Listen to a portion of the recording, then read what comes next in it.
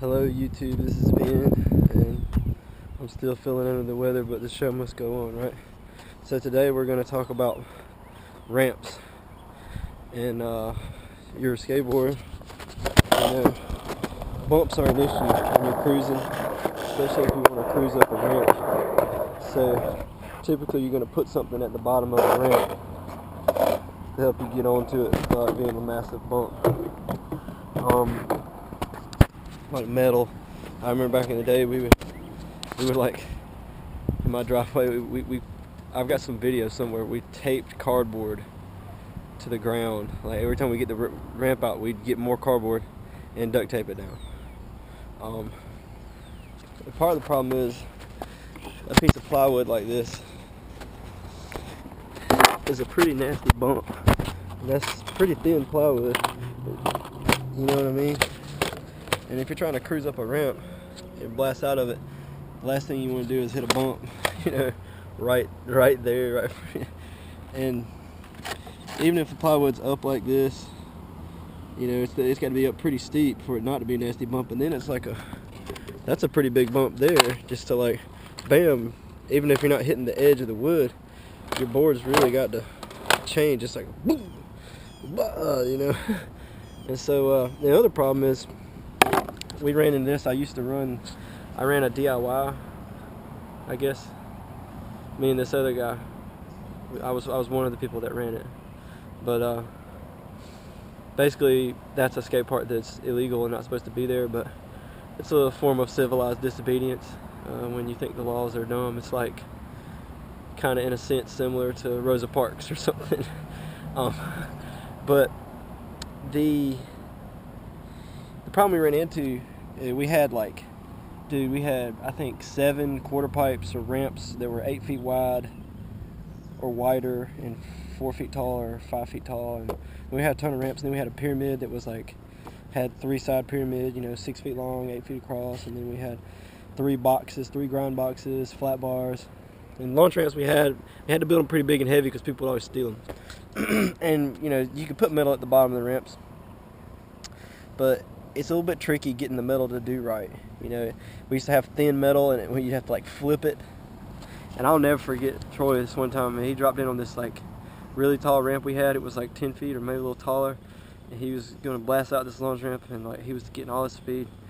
And the metal at the bottom was like flipped up, and it caught his wheel. Oh! I wasn't there, but I'd always been paranoid of that happening. So anyway, what happens on the ramps is it rains on the top and not on the bottom.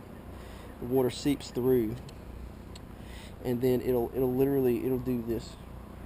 Can you see that? As the top shrinks and tightens, the bottom stays wet. That ramp, it'll do this, and you come out there, and every ramp out there just be like this. There's no way you can skate it. Even dropping in on it, it won't work.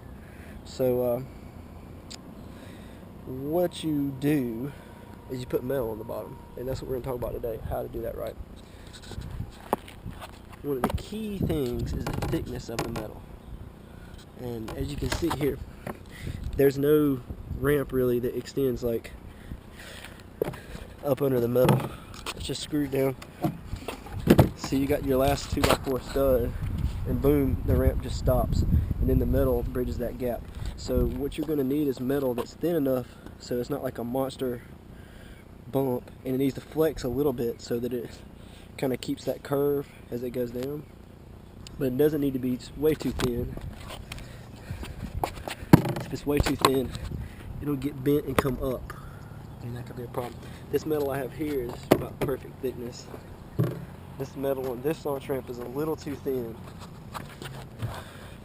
and so it can be a problem.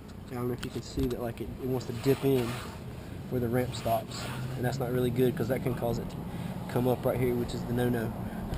But it's just a little too thin, and it works for us. So the thickness of the metal you want is what's called 12 gauge.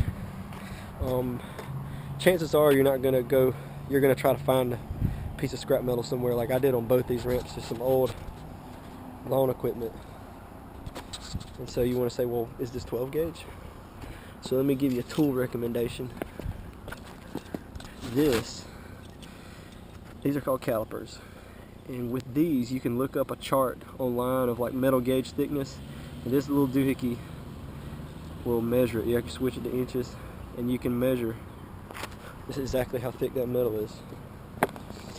So whatever you're trying to get it off of, some old piece of something. So that's 86 thousandths. And you'll know, well, is that 13 gauge? Is that 12 gauge? Is that 11? Yada yada. And you'll know how far off you are. So you'll be able to judge whether or not it's a good idea. And you may also want to say, well, how do I cut this stuff to the right size and shape, etc. Let me make another tool recommendation. This is one of the most valuable tools that a lot of people don't have. So this is an angle grinder, but it has so many other uses. This is a metal cutting blade on here, one that's in really bad shape that I really should never had on there.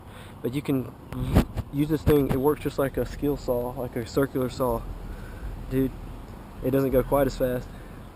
And you go through the blades a lot, but you can get like 10 blades for it for $5 at Harbor Freight. Or if you want to go to Lowe's and Walmart, you pay $2 a blade.